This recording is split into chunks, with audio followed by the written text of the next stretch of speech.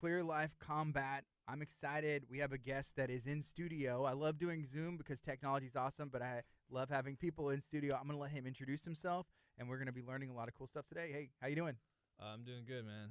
How about yourself? I'm doing good. Thank you for hanging out today. So someone hasn't met you yet. What's your name and where do you train? Okay, my name is Alvaro Hurtado, and I'm training out of ACS Mixed Martial Arts out of Lamarck, Texas. Lamarck, Texas. I love whenever we get to talk to people that train in Lamarck and just spread some cool things that are happening here, because a lot of people don't realize that Lamarck has its own MMA gym and these people are competing at the highest level. Oh, yeah. Yeah, we have a couple pros. I'm going pro myself. I'm going to have my first fight March 27th. And, yeah, man, there's a lot of experience up in there. Do you know anything about your opponent yet, like who you're facing on March 27th? No, not. I don't know anything yet as of yet. I'm just been training as much as I can, trying to get in where I fit in, man. Yeah. So March 27th, from now till then, what does that look like for you, I guess, for the amount of time that you're going to be training and just everything? Yeah, so I have kind of a crazy schedule because I'm a paramedic, so like I try to like at least pick up 24 hours of overtime a week, so like my schedule could look like I do like 48 hours and then I come over and then I get off shift, try to train, get my morning training in, sleep for 8 hours, freaking go to and then go to practice in the afternoon, get some cardio in, go to sleep, do the whole thing all over again, So and I'm also like subject to getting called in at least once a month. So I have to find some creative ways to train, and I'll train on shift sometimes if the day's not crazy. Being a paramedic, what does that look like, and does that affect your, I guess, you're fixing a lot of people, and then and the other hand, you're a fighter and you're hurting a lot of people at the same maybe the same day. Is that accurate? Yeah, but it's kind of strange, because like I feel like in the gym, because it's kind of weird. We have a lot of paramedic and police at the gym, so, and some of them work for Galveston, so it's weird because it's like you're not at work, but you are. Yeah. But, I haven't really seen a big difference. If anything, I've enjoyed it more. I remember when I was taking my anatomy class, they'd be like, oh, this is the acromion process. It's in your shoulder. And I'd be like, okay, Kimura freaking hurt your shoulder, Right. Type stuff like that. But no, I don't really feel bad about it. In fact, I like training a lot. And it's like, oh, you're gonna slap at my gym. We slap a lot whenever we roll. Like we'll slap the crap out of each other, and it's combat jiu-jitsu. It's combat jiu-jitsu. Yeah, we've been doing that forever, man. Like before the thing was pull out my hipster stuff. But yeah. Yeah. Okay. So how long have you been training? How did you get into it? And then how did you get to ACS? Okay. So I've been training since I was 13. I'm 28 now. I don't want to really do math right now because my brain hurts. But so I've been training that long, and the way I got into it, so I actually started off in boxing first. I used to go to this place in Pasadena called like Kenny Weldon's World Class Boxing, and I sucked at boxing really bad.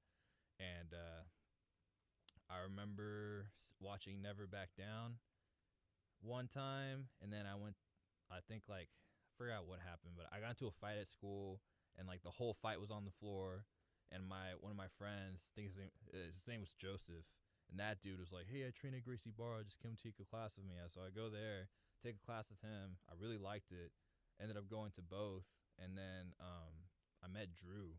Like he came in to spar a couple of the guys, because there were some heavyweights at Gracie Barra back then, and they were sparring, and then I met his wrestling coach, and I found out my school had a wrestling team. Which school was this? This is Clearbrook High School. Okay. In Friendswood, I grew up in Webster, and when I found out that hey, I could do wrestling for free at high school, like twice a day, sign me up. And I did wrestling. I sucked at wrestling. I'd never wrestled before, man. Like all these kids doing this since they were a kid.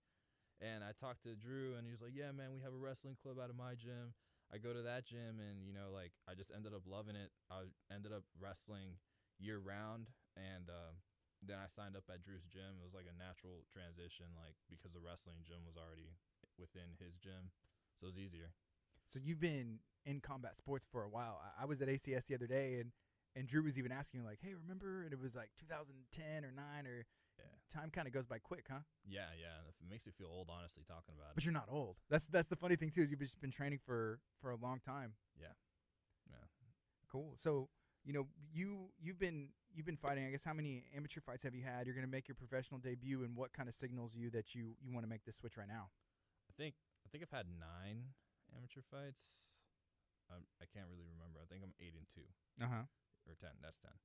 Um,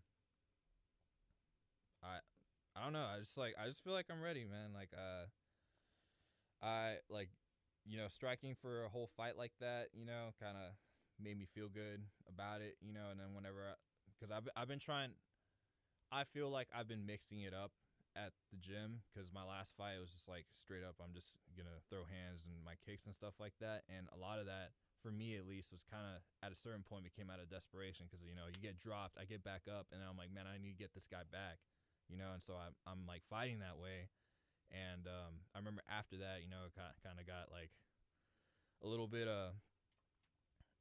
not scolded, but like my coach talked to me and he was like, hey, you just need to start mixing your takedowns, because I can, for the most part, most of my fights I just hold the person on the ground and pound the entire fight, and I'd imagine people were expecting that from me. But now at my gym I can mix it up. So like, oh, you think I'm gonna take you down, or you think I'm gonna box with you? And I feel like that is a good mark of what a professional fighter should be, plus the being in shape thing. And I've been working on that a lot. Like I stopped lifting weights for a while because I had a pretty bad hernia when I was in the military because I like fell off of something, and then like the hernia started bleeding and all sorts of stuff, and I just like laid off the weights for years, and I started up again, and I feel really good now. Yeah. Physically wise. Would you say that your military experience has helped you in MMA or training in any way? Yeah, for sure. I know like most of the guys that mentored me in the military never really let me quit anything, because you can't, it's your job. And I feel like that discipline kind of like of showing up every day kind of transferred over, even Drew, like that's like very, very much like a military mindset. Like, yeah, you show up every day, you like leave everything at the door, and here you're in here to work hard, and you're going to be consistent. Like it doesn't have to be, how do you say, consistency beats intensity. Mm-hmm. It's like very much so the culture of the gym. Yeah.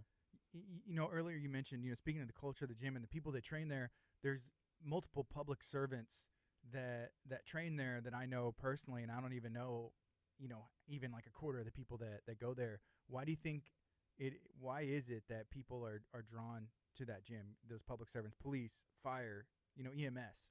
Yeah, I don't know. It was weird like seeing that happen, like we have, like you said, police, fire, EMS, nurses, like all sorts of people ended up at that gym. I honestly think it might be the mindset. I think, like we have a lot of vets there too. I think a lot of people like that are just drawn to the sport in general. I think we probably just got the luck of the draw down here.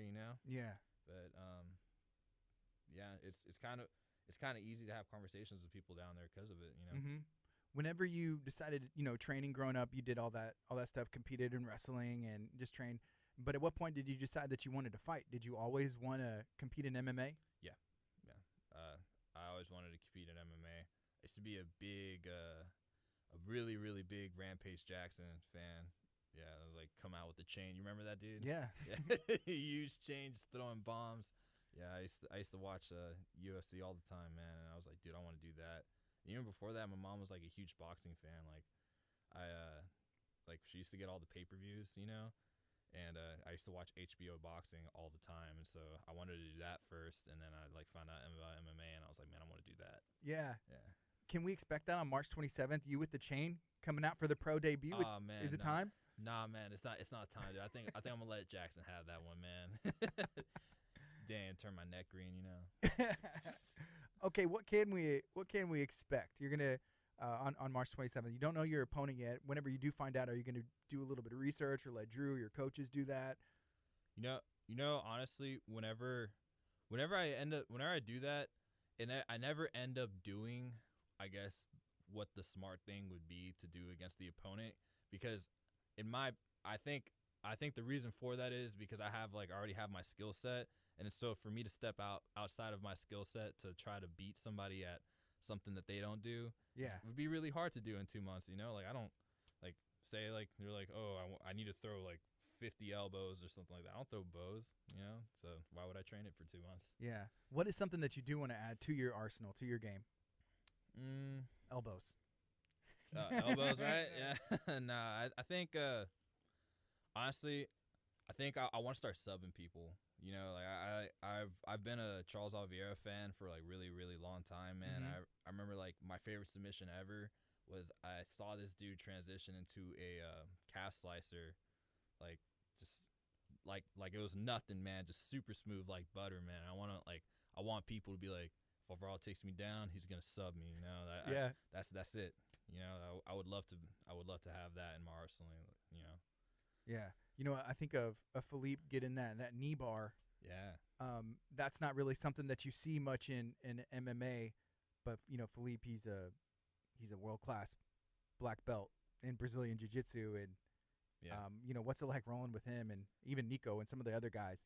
Dude, they're Nico and Philippe, like their presence whenever they're on top of you, or even if you get on top of them, it's like very similar. They're both, it's a clear and present feeling of danger the entire time, you know. And I know that sounds weird, but it's like you feel like a pressure, especially when they're on top of you. Like they don't let you breathe. I know, you know, like actually today we were talking about it, like because they'll smother you when they're on top, you know, especially if we're doing drills and like someone have an anxiety attack, Yeah. you know, and like it's like it's different, man. I know I've been trying to work on being like that the entire time whenever I'm on somebody, like just having that pressure, you know.